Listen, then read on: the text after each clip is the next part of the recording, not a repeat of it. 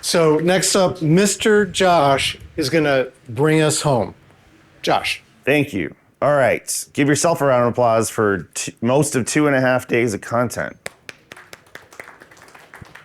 All right, so I'm going to try. The schedule is wrong. We don't want to make you late for upstairs, so the Hacker Tracker kept changing our time block. Theoretically, I have an hour. I'm not going to take an hour. I'm going to try to get our exposition and discussion and synthesis of the 2.5 days of amazing content to give you 15 minutes to get upstairs. So I'll happily talk to anybody beyond that, but we're going to try to keep this shorter than is advertised. Okay, so I'm Josh Corman. I founded I Am the Cavalry. In this track, we launched 12 years ago on August 1st. How many of you were here for the opening on Monday morning? Some people were traveling. Okay, for those who were not here, I'm gonna quickly play the two-minute videos that we did during the first year pilot of Undisruptible 27. Undisruptible 27 is very similar to the Cavalry, but it's a funded project, initially 1-year pilot from July to July, from Craig Newmark of Craigslist at the Institute for Security and Technology, a 501c3 nonprofit educational institution bridging Silicon Valley to national security things. So I have been designing and driving the pilot to see if there's any there, and the good news is there is. We just got, well, we'll get into some of the details, but we secured a lot of funding. So if you saw the opening, we talked about the hypothesis and theory of change for the 1-year pilot, and I'm going to give a tiny amount of refresher in case you missed it, but most of this is going to be doing two things. Explaining what the next 2 years of funded work is going to look like and the role that you can play in that, small, medium, or large, and try to synthesize the incredible insights we unearthed across our great speakers on Monday, Tuesday, and today. So let me jump to the videos in case you're wondering why the hell are we talking about 2027 so much. So here is video 1. How many of you have been to a hospital in the last 12 months? How many of you think you might need a hospital in the next 12 months? Okay, here we go. First one. Picture a hospital. Picture your hospital. When was the last time you were there? Was it to welcome a baby into the world or to say goodbye to a loved one? No one wants to need a hospital. But when we do, we depend on timely access to care, when and where we need it. Irrespective of cause, delayed and degraded care for time-sensitive conditions can affect worsened outcomes and even loss of life. A 5-minute longer ambulance ride has a significant impact on 30-day mortality rates. Time is brain, where even an hour or few could determine if you walk again, if you talk again, if you even survive. Now picture your hospital. What if that hospital was not available to you? If your hospital was disrupted, where would you go instead? Is it across town? More than an hour away? What if they are also down? The chance is not as remote as you'd hope. Hospitals have become a top target of ransomware, cyber attacks that cripple technologies in the vital path of care delivery. Worse, your hospital doesn't even need to be the one attacked to endanger you or your family. We've seen a 10-fold decrease in favorable outcomes for heart patients merely due to excess strains of a ransomware-affected region. Now back to your hospital, back to your family. You and your family deserve better. If we want timely access to patient care and more resilience in the face of accidents and adversaries, we're going to need to advocate for ourselves, now. As we head into an era of hybrid conflict with threats to water and power, these disruptions stand to get a lot worse, but we'll talk about that in another video. Okay, so some of you have seen that once, some of you have seen that 2 or 3 times now. If you were lucky enough to see Christian MF yesterday, some of those studies were peer-reviewed studies by him and his team at UCSD and elsewhere. These are drafts. These were drafts done with our limited pilot budget to see, can we use creative arts and storytelling to meet people where they are, use their love language, avoid cyber jargon, and try to communicate that these are not merely HIPAA violations. These are public safety, human life consequences. Now, did you see, how many raised your hand, I think from Grace's talk, saw that the St. Paul, Minnesota has been ransomed last week, right? I don't know what the current state of that is, if it's back up yet. How many of you seen a news telecast from a big hospital saying we've been ransomed, and they give their press statement? Okay, what they'll typically say is something like, in an abundance of caution, and in accordance with industry best practices, we have chosen to shut down operations to contain the breach, to protect your privacy. So I hate this statement, and it is the muscle memory reflexive statement. And the reason I hate this statement is the horses have left the barn for your data. The access necessary to encrypt that data and ransom you was sufficient to make a copy and exfiltrate it, and they often do. Moreover, most of you have lost your your healthcare data plural times, and you don't get a new history.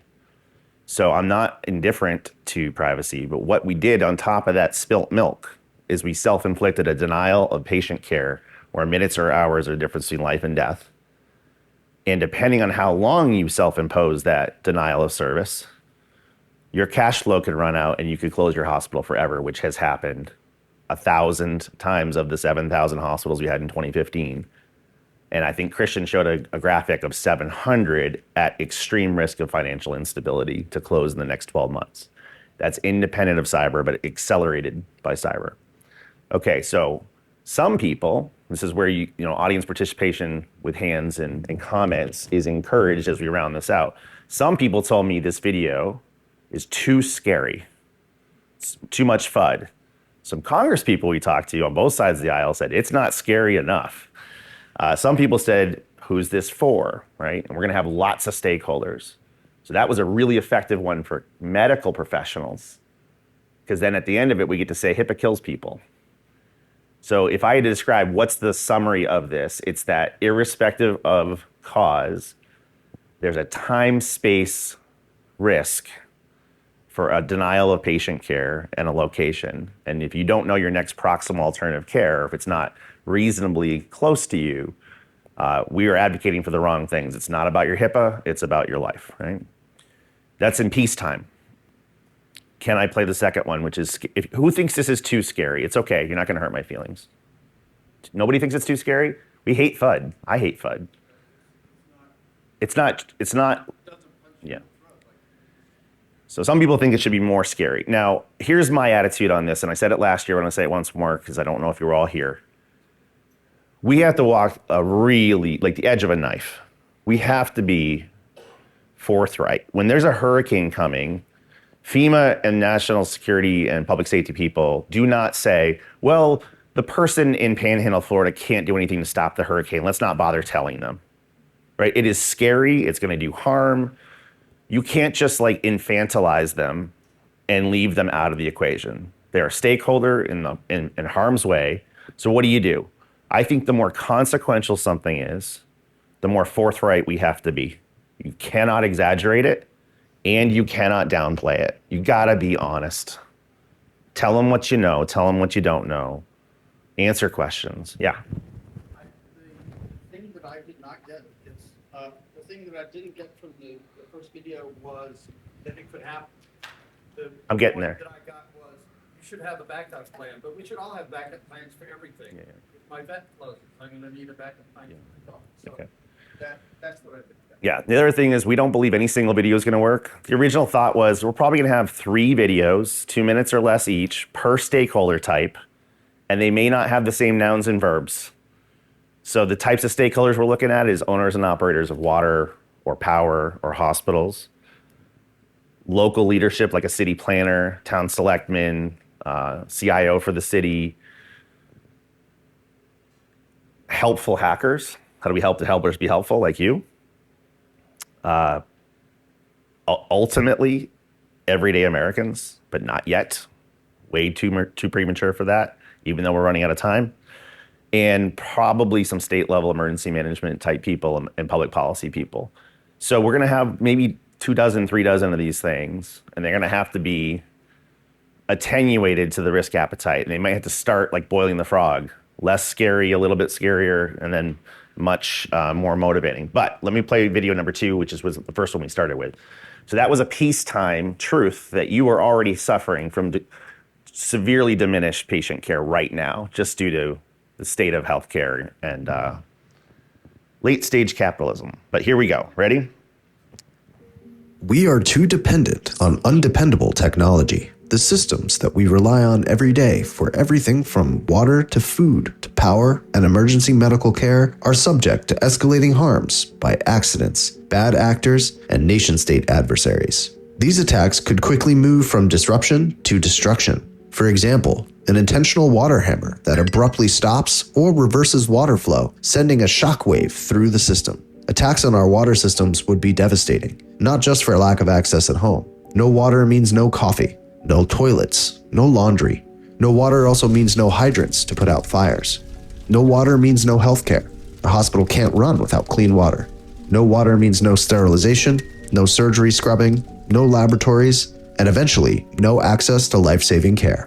Our dependence on connected tech has grown faster than our ability to secure it, and there is evidence that foreign actors are already weaponizing these vulnerabilities. But who would actually do this? In public hearings, Congress and US government cybersecurity leaders have warned the public of Volt Typhoon, an ongoing campaign of successful attacks on US water facilities, led by a People's Republic of China state-sponsored cyber actor. But China is not the only aggressor. We've seen cyber attacks on our water systems from Russia and Iran. These attacks pose a broad and unrelenting risk to critical water infrastructure and could escalate to large-scale destructive attacks on our water systems as early as 2027. The good news is we have time to make changes. We must strive to make our lifeline basic human needs undisruptible, and where we cannot, ensure that our communities are more resilient under fire.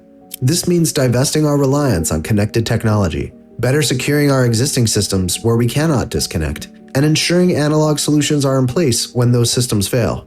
If this sounds overwhelming, remember, if you can't afford to protect it, you can't afford to connect it. Undisruptible 27 will prioritize the safety, security, and resilience of 3 lifeline basic human needs, especially at the local level.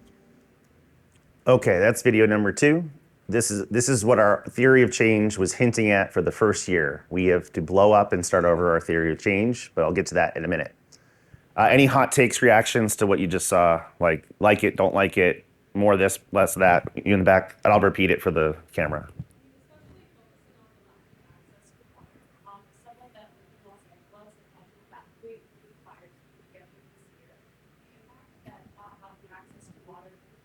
Yeah.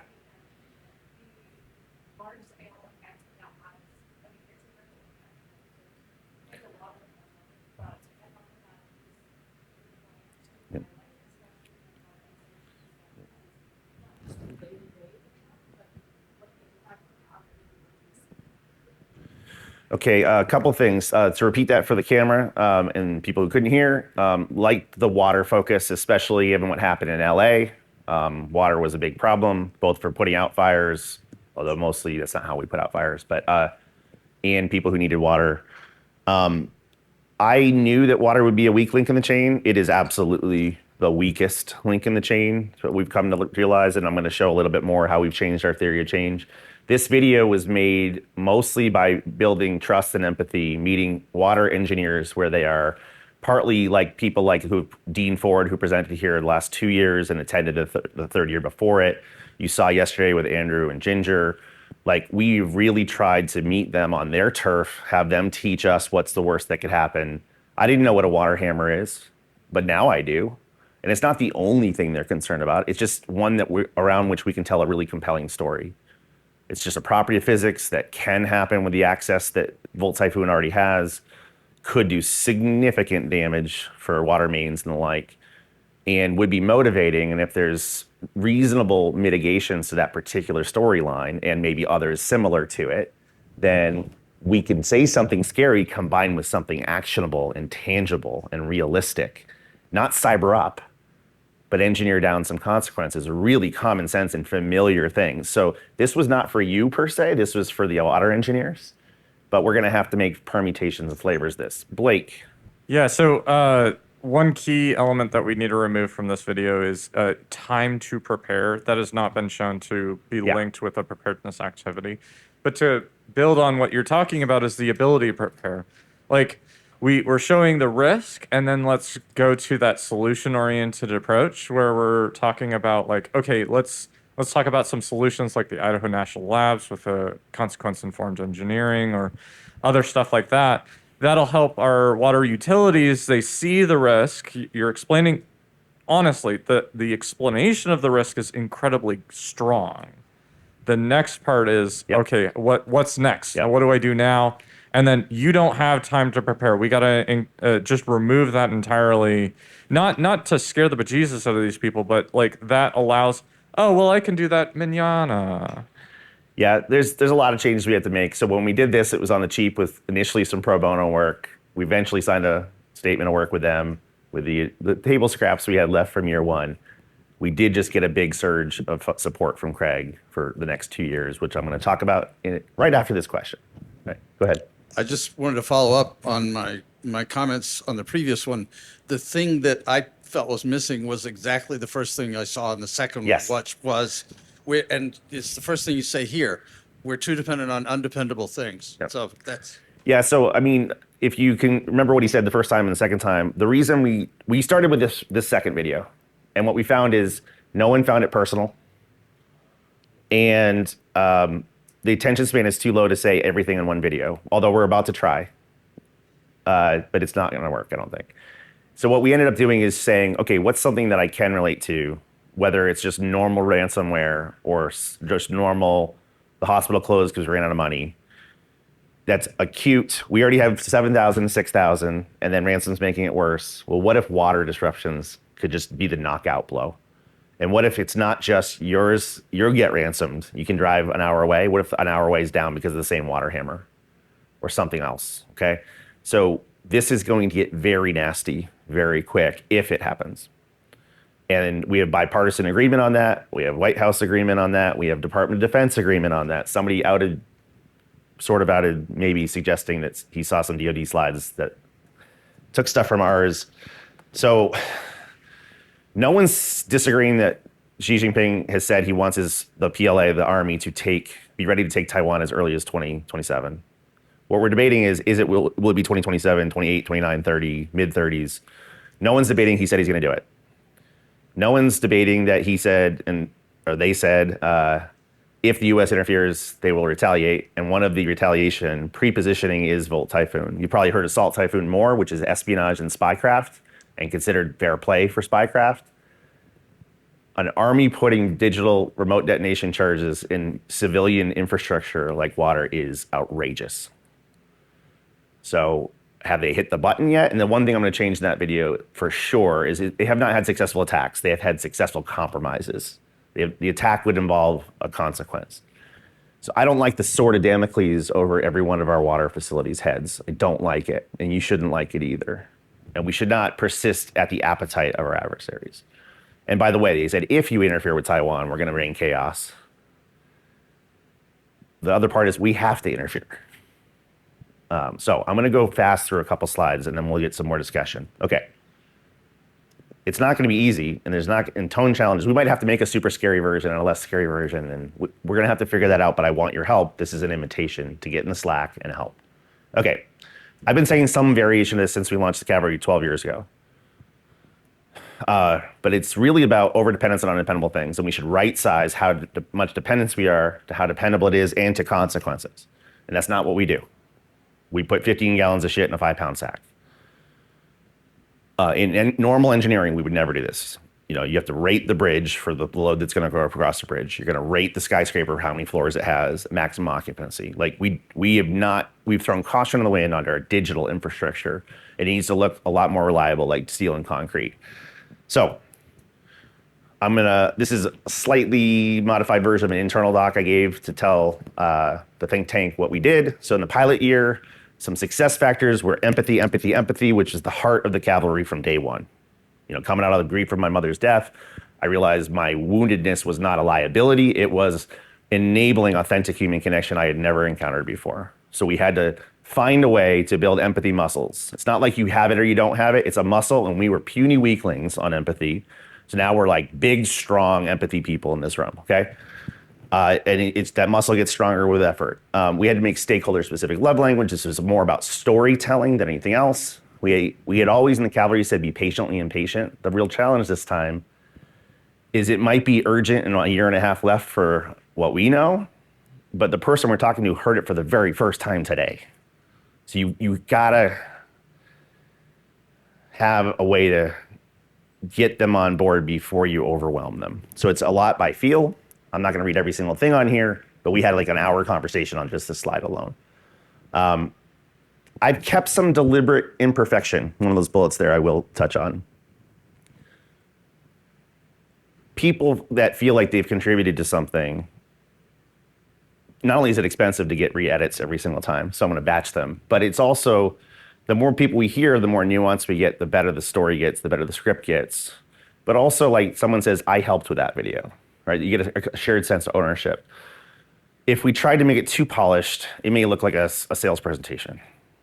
Well, you actually like the rough cut. Like, if you've ever heard Craig Newmark speak, he doesn't like super polished things. He doesn't like big words. He doesn't like policy speak. He doesn't like white papers. He wants, how do you talk to everyday Americans in a way they understand and will act upon?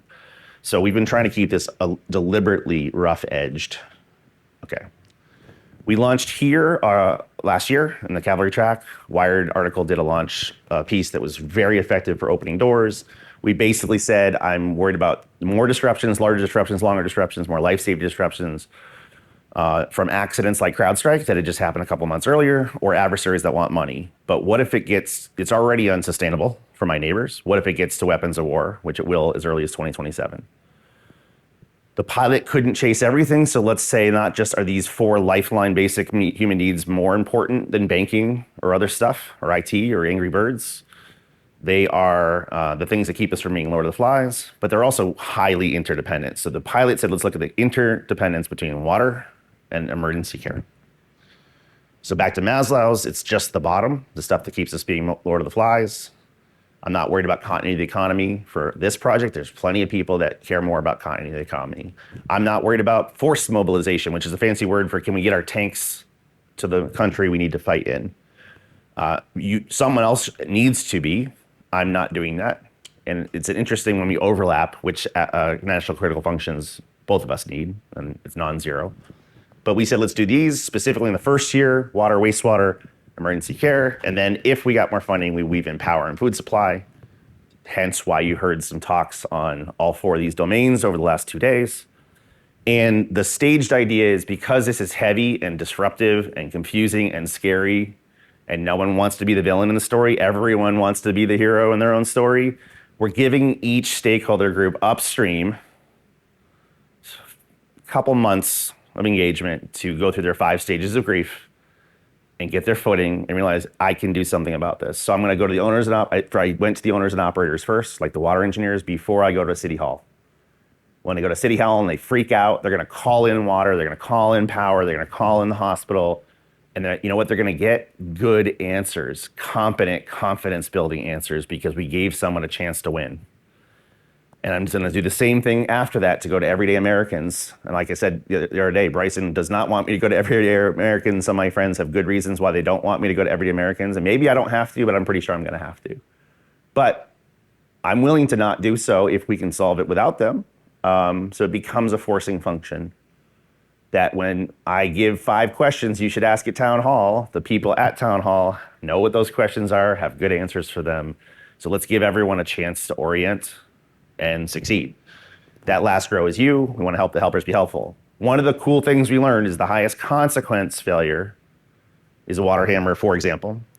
And this is something that, especially in the nation's aging pipes that are way past their expiration date, the 24-inch main, I think, is that one, maybe 36, but they can get as big as 48. It's a lot of force in water. You don't always get to pick the time and place of where the burst happens. There may be more than one burst on more than one pressure zone. Think of this like a circuit, and you might have circuit breakers. So I had to learn a lot about this, and we learned it because of the empathy. Back to the point about hospitals that Ray was making. An individual hospital going out could hurt you and your family, but you might have one that you can drive to. But not when everybody's water, no hospital. If you didn't get the stickers, hold up the stickers. We have no water, no hospitals, no kidding stickers. And we have the water hammer sticker so that you can remember how to spell this thing and how to get involved. So if you want to fight a water hammer, do you add cyber shields up? No, maybe, but probably not in the next 12 to 18 months. The time to prep for that was a long time ago. So thanks to the great work from Idaho National Labs. Raise your hand. Did anybody see Ginger and Andrew yesterday, Monday in their talk here? Amazing, right? Did anybody go to their free 4-hour training on how to do cyber-informed engineering? I like to call it consequence-informed engineering. Free, applied to water. Anybody go to that? I heard some people over the moon yesterday at the bar. They loved it. We're gonna do a lot more of those together over the next 12 to 14 months. The idea is don't add cyber, engineer down consequences. You're going to be hacked, you're gonna be compromised, the punch will be thrown. Can you take the punch? Not can you restore and recover. Everybody says resilience is, well, you're gonna get knocked down, how quickly can you restore and recover? When it's a ventilator and the patient dies, there's no restore and recovery. I don't have resurrection powers, right? If there's a burst water main, the restore and recovery is replace a water main, which could be a couple days or a week if it's the only one in the city or the town or the county. But when they're everywhere, good luck being first or second in line to get all those repaired. So the notion that we could just recover quickly from a backup, test your backups, no. When it comes to OTICS and this kind of stuff, it's prevent or absorb. It's not recover. So we talked about engineering consequences. Circuit breaker in your house is what allows a spike of power to not burn down the walls. We can make similar things, and we talked to engineers about if this is the worst case, are there available familiar solutions? And the answer was an analog pressure sensor on the pressure zone in the hospital that knows it's never supposed to be above X PSI. If it sees it goes above that, we'll have a physical wire go to the pump and shut it off, not through the hackable, ICS and SCADA systems, but just a physical kill switch. And yes, it's a temporary denial of service, but it's not an explosion of a water main on the pressure zone for the hospital. Can't do it everywhere, maybe, but it was like $2,000, $10,000. You have to do some planning and testing and maintenance for sure. I'm not trying to trivialize that, but there is an available countermeasure for that thing. There's other scenarios our adversaries could do that wouldn't work for, but that's why we're trying to teach CIE. We talked about ways to do this at RSA. You saw some of that Monday if you were able. Grace Mena talked about volunteering, and one of the ways a lot of us, I'm helping to advise this thing. It's called the Cyber Resilience Corps, CORPS, not CORE. It's getting its legs. It's probably not going to be to its full intended fighting force by 2027. And if you get on there, you're going to see most of these ways to volunteer are not consequence-informed engineering or cyber-informed engineering. They're mostly privacy things, website hardening things. But this group can and should put out a shingle for how to help on water or power or whatnot. So, and we're already in communication of setting up our intake. In fact, I hired someone, started Monday while I was here, that's going to be managing most of the community intake and actions. We did critical effect with Bryson Bort. Bryson Bort had a conference called Hack the Capitol. It sounded like we were attacking the Capitol. It was going to be its 8th one. And because people hated the name but loved the ICS OT content in DC, I said, let's merge and join forces. Undisruptible's time-sensitive focus and mission on target-rich, cyber-poor, owners and operators of water, power, access to emergency care, food supply, and give homework to all the speakers that we want ways to buy down risk in 12 to 18 months. No more navel gazing, no more 10-year cycles. Like, what can we do now? So we invited way more owners and operators and got a ton of water content. And many of the speakers here were also there. One of the things we announced there through Craig Newmark, it's a little blurry, is he liked the mission, he liked the pilot's results. We needed to change our theory of change, but he committed $3.2 million over the next 2 years for a very specific plan of action under a new theory of change that I'm about to outline. So we didn't want to build a bridge to nowhere, but now that we have gas in the tank and a refined theory of change, it's time to go. So what is that going to look like? Notice food's not on there. It's not that we don't care about it. There's things in the center of the bullseye, and there's things that are going to be adjacent to the bullseye. But we think teaching people the muscles of CIE and multi-stakeholder planning will radiate outwards. Some of the pictures I'm going to show you were given to me this morning, so I haven't even really stitched together the narrative, but that's okay. So what do we got here? I have a hospital at the top. Let me try to make this a little brighter. There's a hospital at the top. The center of our bullseye for the next path forward is the highest consequence failure is going to be a denial of patient care for one of our 6,000 communities. So that is the center bullseye. How do we make sure none of our nation's hospitals go down? In order to do that, we think the weakest link is likely the water. So we're going to convene water owners and operators, probably a water hammer. It's also power. And it's also going to involve both that town hall or municipal leadership and probably Blake type people, emergency management, incident command center people, public health officials. So we have a 5 stakeholder cell that we need to make sure that we inform, influence, inspire. Initially, the theory of change was we had an information gap. No one had heard of this. If we just tell them, they'll go fix it. Nope. We also have a motivation gap and an enablement empowerment gap that the new theory of change will bridge. Don't read this all. You don't need to memorize this all. But after like back and forth and back and forth and back and forth across the Cyber Civil Defense Network and Craig, it kept getting more and more confusing to people. So I just did this run-on sentence that finally got us somewhere to a new place where I said, we can prevent losses of American lives by getting on the ground with a dozen hospital communities, helping them blunt the worst punches China can throw at their water, plus, run regional exercises and demonstrations with these stakeholders, record and amplify their voices and stories to their peers, and then ensure these strategies can scale nationally within available time and resources, ... And if you saw Grace's talk, ... And then create more awareness and demand for many of your other funded activities. I actually don't want most people to avail themselves of the cyber resilience core offerings yet, if they're in these lifeline critical infrastructures. Before we go into cyber, I want to make sure we can take a punch. And then I want to hand them to initiatives like DEF CON Franklin, which are also doing water, that can help with initial crawl, walk, run on cyber mitigations to maybe make it less likely to be hit. Maybe, but probably not against the PLA, probably not in the next 12 to 18 months. PLA is the People's Liberation Army. So the bottom line is real world action to help hospitals and the water systems that they depend upon to protect their communities.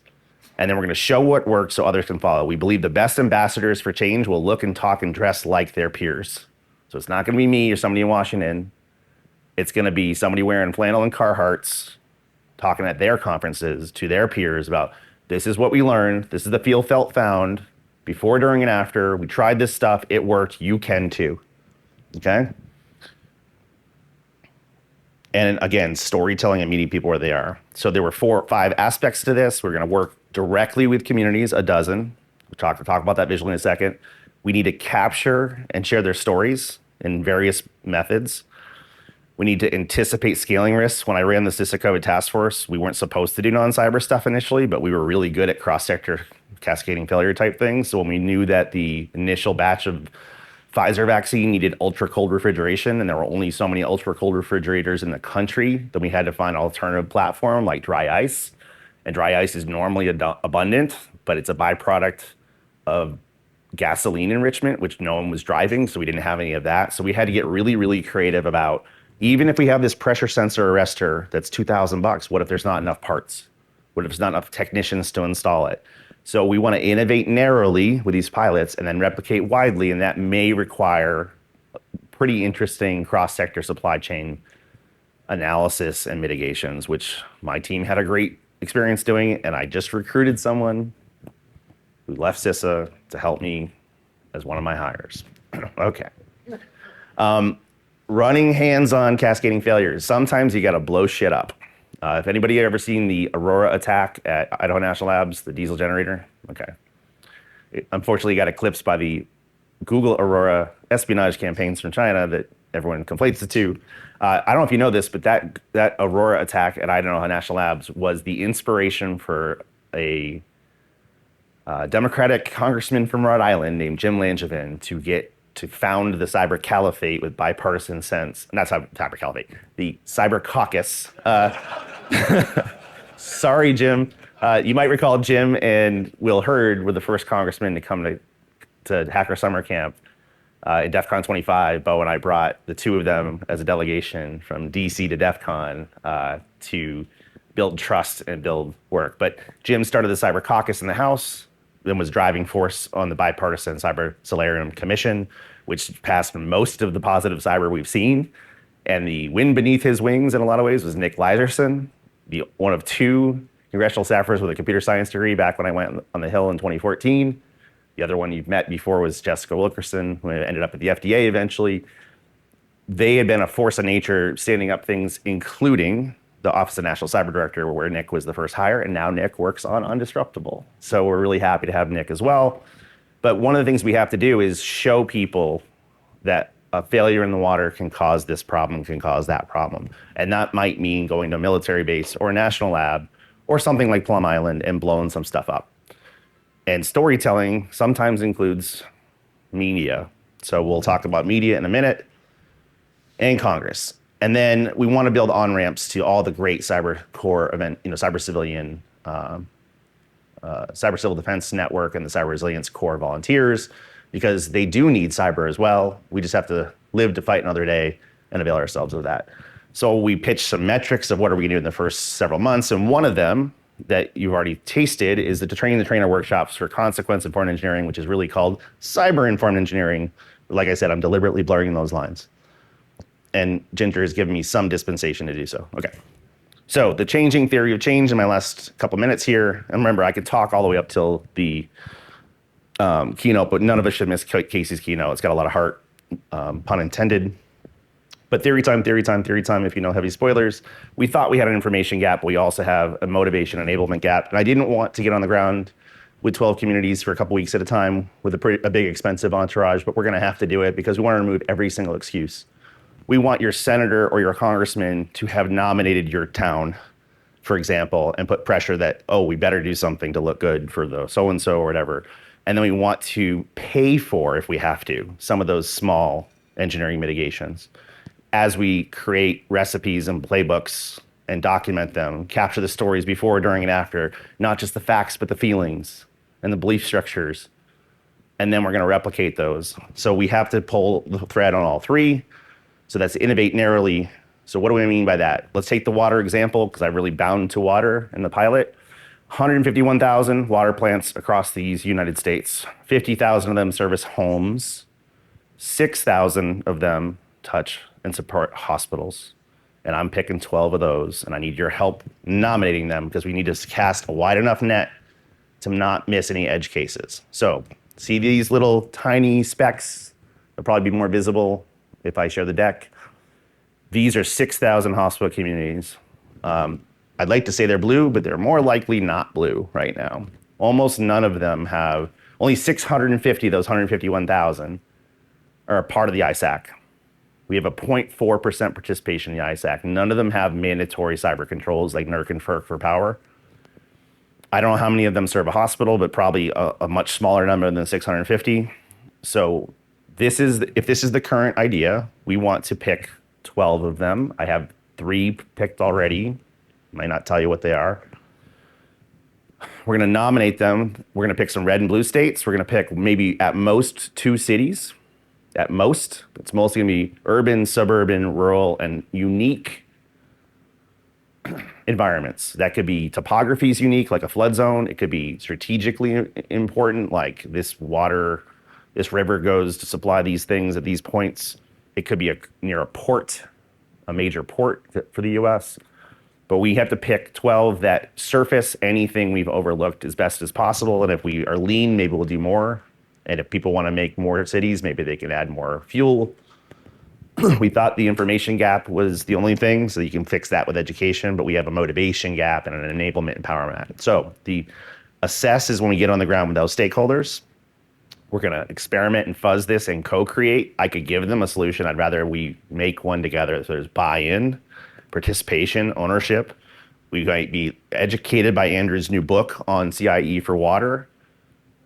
We might come up with new recipes because those aren't practical in some of these edge cases.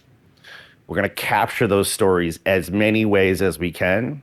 Interviews, film, long-form podcasts, short social media things, 60-minute style exposés. And then we have to, once we have things that work, replicate in probably the next 9 to 12 months after we've gotten what we think is diminishing returns on those. If we use those beachheads of these 12, we can then replicate to the other 6,000 of the 6,000 hospital towns. And then someone's going to say, well, I'm not a hospital town, but we have dialysis centers, or we have a data center, or we make 40% of the country's supply of medical oxygen. We need it too for oxygen. I agree. You heard yesterday the really uncomfortable talk about AI data centers might be more important. I talked to someone who did an international exercise, and I said, did you guys restore the data centers first or the hospitals first? And they said the data centers.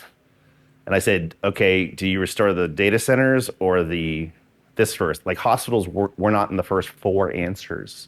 So I would like to think we're going to keep our citizens alive. So far, none of the exercises I've seen have prioritized hospitals. And if you don't like that answer, we have to do something to change that answer. They might be right, which is what I'm wrestling with from the amazing provocation we got yesterday on stage. First talk, go watch it.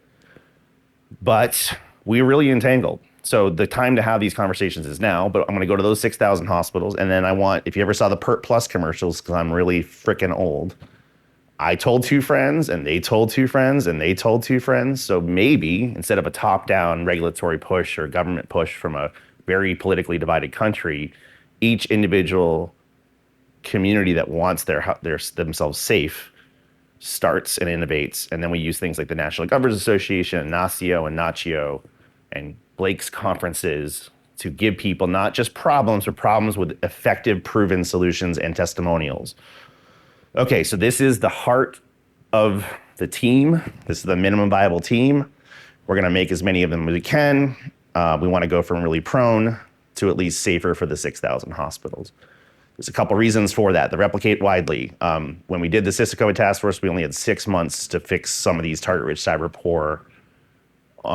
We had 66 ball bearings, we called them, but they were small, unguarded, weak links in the vaccine supply chains. It had 3 IT people, 0 security people. You could sneeze on one of them and you'd have a lot of dead Americans because they were the sole source manufacturer of something required for 7 of the vaccine candidates. So we did practical things like get your shit off Shodan. Just fix the KEVs. Do a nightly scan for free from CISA. Just fix the KEVs. KEV was not published prior to this effort. What are the bad practices? Screw best practices. What are the bad practices? So that's why even before we do those, we're doing the consequence-informed engineering or cyber-informed engineering. As we get these stories, everybody's got a podcast, right? So I'm sort of kidding and I'm sort of not. We might want long-form empathy building, harmonization of terms with water operators, with hospital leaderships, and nurses like Dina from yesterday. We might want to capture these, slice them up, and as we get a really good story of what is a water hammer after all, then we make the animated explainer that comes out of those long-form conversations. And if you want to listen to one bit, you do. One segment, you do. All of it, you do. But we're going to capture those stories. We're going to animate the things that matter. With a dozen communities of really motivated ambassadors, guess what we have on a silver platter? A segment for something like a 60 Minutes or a Nightline or whatever. So when we do want to go to everyday Americans, we can bring something super scary and super manageable. Part of the reason to do that is we also want to have readily available witnesses for Congress. Not that they're going to do a lot to help, but they can convene and help us amplify with a bully pulpit. And there's a stretch goal. I'm not a sports ball person, but I've heard that once in a while, maybe I used to play, sometimes it's really easy to catch pop fly and people don't catch it. They stumble, they hesitate, or they crash into each other. You know, maybe the confidence and the brazenness of our adversaries to throw this punch could be, oh, maybe they could take the punch. Maybe we don't throw the punch. Or maybe our boss, we want to throw the punch, but our boss won't let us throw the punch. So, you know, maybe if we're really, really lucky, we can also cause some hesitation. I'm at 2 minutes left. So the one thing I'll do in a rapid fire, maybe I'll take a few more minutes, but let's go through what we talked about in this track, just to remind people. And if you didn't see them, great news is we recorded them. So here we go. We opened up with what is the undisruptible concern and asking you to be comfortably uncomfortable. We even had a guest appearance from Bryson to talk about the doctrinal philosophy of how China specifically conducts all unrestrained warfare and what they hope to accomplish with something like Volt Typhoon, which is both a deterrent to keep us out of Taiwan, which we won't. It's to undermine public support for our intervention, because if we're all starving for water and food and Lord of the Flies, we may not support continued intervention. And it's also to degrade the mobilization of tanks and warfighting equipment, which this would absolutely do. So we set the table, then we had a 2-hour water block. Unfortunately, Dean could not come. As a water engineer, he was dealing with an actual water crisis. But luckily, we had resilience and tolerance and had incredible presentations from Idaho National Labs, Ginger and Andrew, previewing his book, and also both of them previewing their 4-hour free training over the next door that many of you were able to take. And you will have additional chances in the future to take.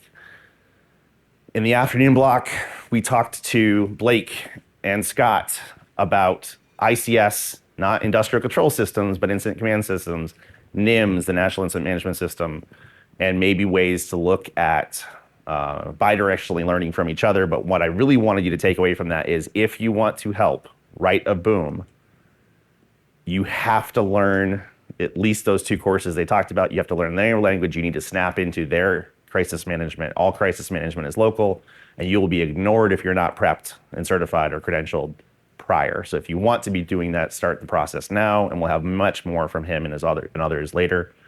We had an EMT and emergency 911 folks give us a presentation on cascading failures, and then we ended the day with, in my opinion, too short.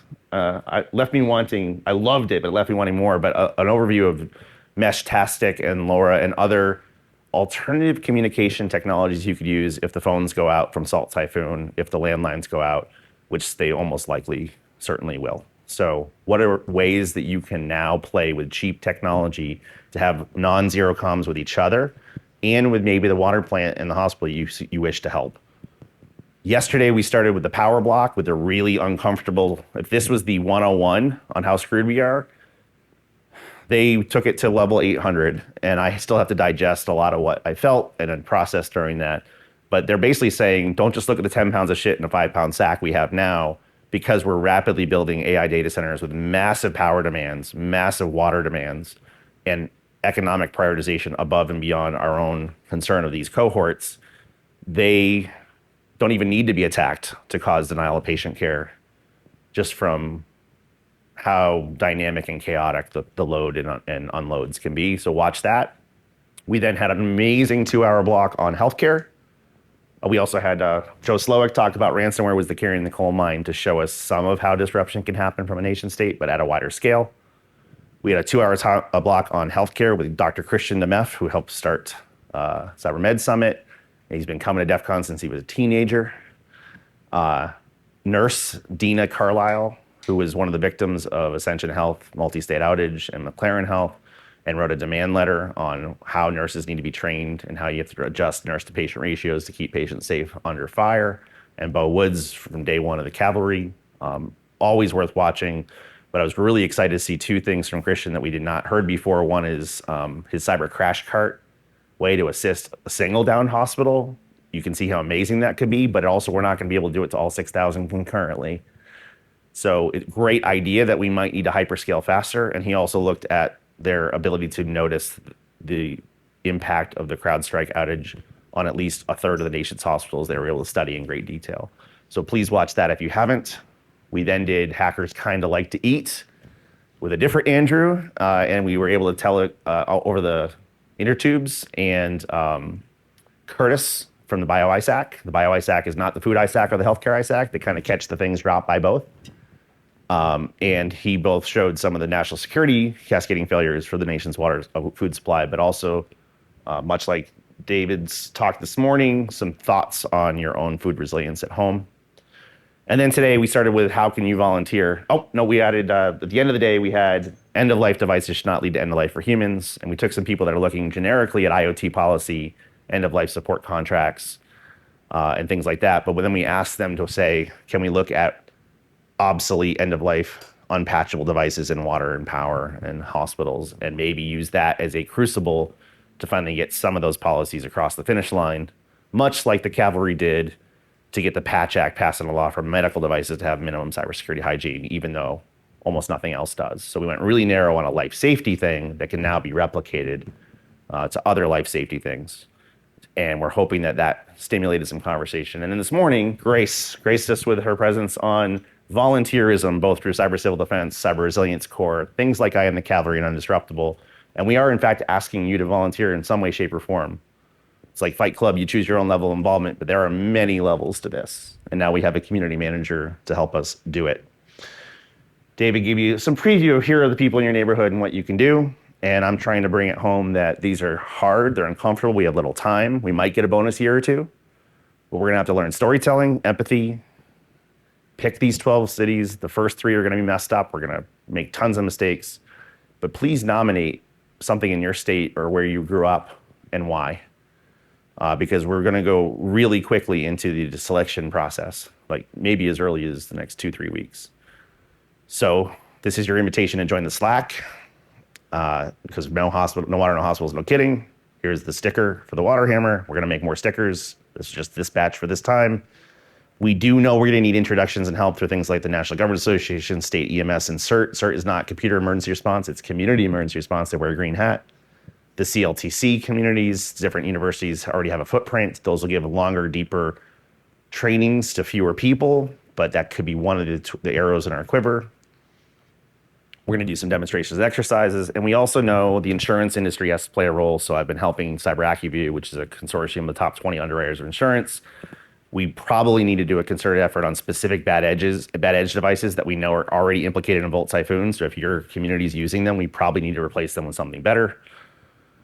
Secure by design, secure by default. And I'd like to think this project can nicely add secure by demand, because nothing done today to make a better device is going to get there in time for now. But what we can do is make these water plants beg their current suppliers to do something to ameliorate their legacy risk. So there might be a nice opportunity to team secure by design and secure by default to do secure by demand.